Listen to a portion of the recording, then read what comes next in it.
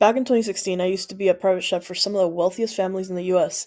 I lived in LA, and at the time, I was working with a lot of families in Beverly Hills, in Calabasas, Hollywood Hills.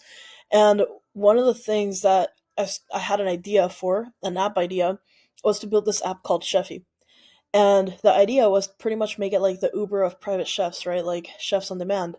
Because it's a very niche thing, but in the city that I was living in, it's a very big demand. So I would have eventually I ended up doing this manual where I would end up hiring private chefs and send them out to work under me. But before I even got to that point, I thought about how can I make this scalable, this career scalable? Because being a private chef, it requires pretty much your whole day working for a house, working for a family, working maybe for a couple different clients, and you're always on the go. You're always going to stores, you're always going to someone's house, and it also depends, right? If you're doing like just one-off private events or caterings, or if you're actually doing their day-to-day meals, or even just meal prep delivery, right? Like there's so many different types of ways to deliver this service. And when I was living in Beverly Hills, um, I decided, well, I'm gonna create this app, and it's gonna be called Cheffy, and it was gonna be pretty much that, the Uber of private chefs. Well, when I started shopping this around, and I got really involved in like the startup scene in Silicon Beach, which is the Silicon Valley of LA, like Santa Monica.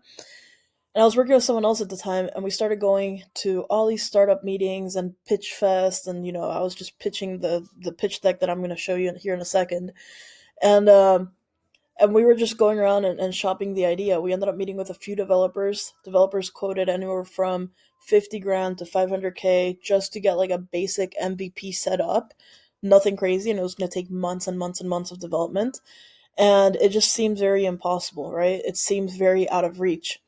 And in this whole process of sharing it with developers, we had NDAs in place, but one of the developers ended up shopping this idea and selling it off to someone else, also in Southern California area. And this other person released the same exact concept, same idea, same logo, same name, same everything, with a different, like all they added was just like one word in front of Cheffy. And of course, well, how I found out actually is during their soft launch, they emailed me, and I got the email. And then as soon as I got the email, I'm like, how am I getting an email for my app? And I read the email, and then as soon as I'm like reading the email, I get a second email saying, oops, sorry, that wasn't meant for you. And that's how I discovered that my app had been stolen and created somewhere else. And of course I got like upset, right? Like any other person. I got really upset. I was like, wow. But I remember being angry only for about an hour, and after that, I like snapped out of it, and I was like, if that idea was good enough, if that idea was worth stealing, then that's a compliment, and I'm sure that I'll have way better ideas moving forward. So, this app idea, right? Like it was really to I'm just going to show you really quick the pitch deck. I had this whole pitch deck, I had this whole thing.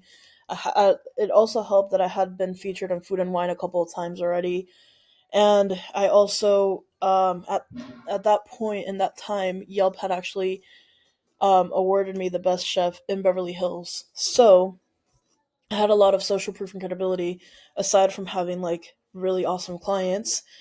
And I wanted to just make this video to see how fast can I actually turn this into an app using Lovable.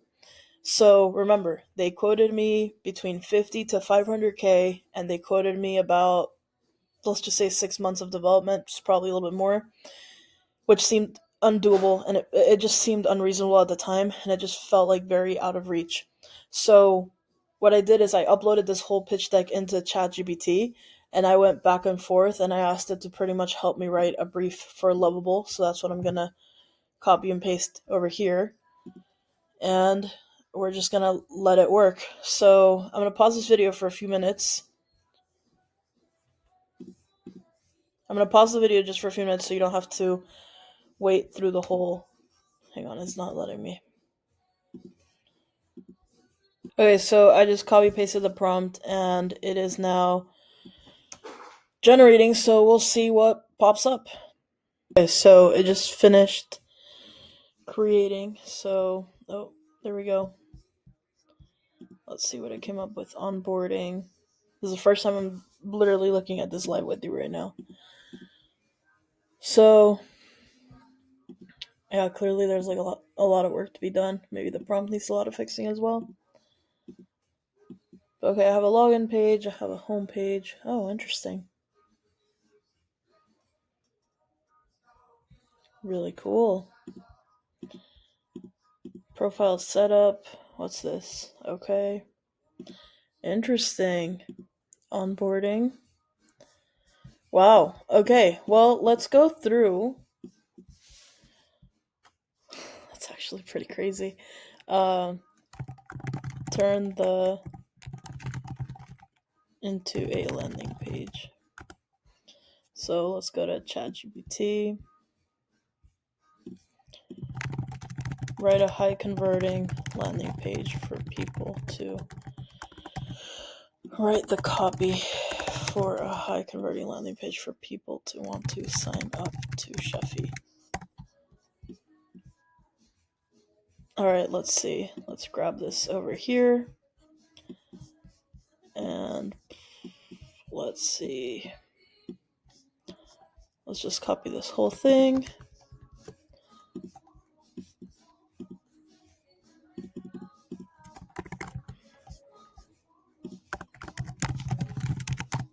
Now remember, the best results are always going to come if you have, like, I'm just literally just doing this from scratch and live right now with you. The best results come when you actually do a little bit more brainstorming on how you want it to actually look like. Right now, I'm just pushing its limits. I'm trying to just do this in the least amount of steps possible by just uploading a pitch deck and trying to create that idea. But the best results are always going to come if you have like the most planned out thing. Now, if you don't have any idea of how you want it to look like or anything like that, this is where you can rely on AI.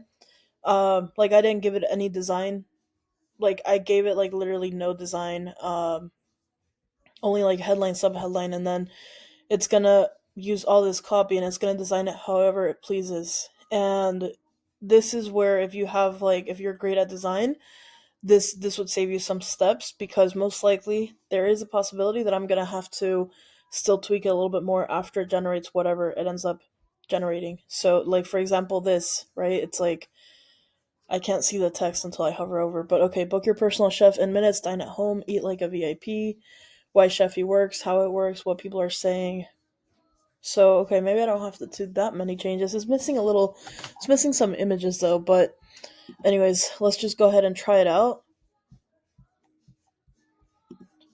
Let's go ahead and try it out here. Oh, let's zoom out a little bit. Sign up, browse and book, dine like royalty. Cool, sign up free. Okay, next, easy booking. Okay, that's a lot of. This is recording. Okay.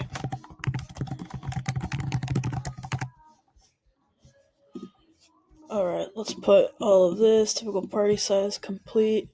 Okay, so I have my profile. Book a chef. So this is all very front end, right? Like you would still have to build a database of people. But not bad.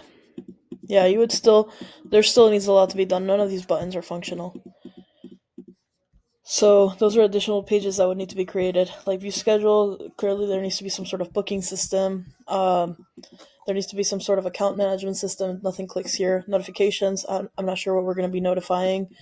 Book a chef, it doesn't really take you anywhere. None of these filters work. So anyways, this is like literally as far as I'm gonna take this, just to show you how easy it is to take an idea and spin it up into a prototype. I could spend more time. This video is like not even 10 minutes long, and we have turned a pitch deck into a prototype for an app and created a landing page. If I were to invest more time into this project, then of course I could connect all the dots and make it all work. But again, this is just to show you that you can literally turn any idea that you have into something tangible in less than 10 minutes and then you can decide whether it's a project you wish to pursue or not. So if you want to learn more about vibe coding, make sure you follow me. I have a workshop coming up. Click the link in my bio. And if you haven't tried Lovable, I use a tool for this. I use Lovable.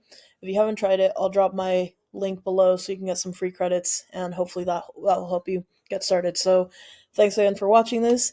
If, like I said, if you're interested in learning more about vibe coding, check out the link in my bio, and make sure to comment below any questions that you have around this subject. If you want to see any other vibe coding apps, any other vibe coding tools, tutorials, or even if you just want to share this with other people that might be interested in this. Thanks for watching.